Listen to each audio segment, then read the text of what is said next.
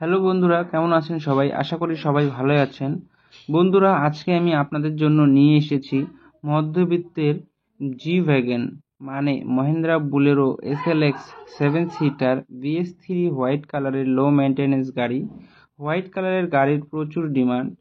Kalna RTA registration, 2011 সালের গাড়ি। 2026 পর্যন্ত ট্যাক্স এবং ফিটনেস আপ টু ডেট করানো আছে।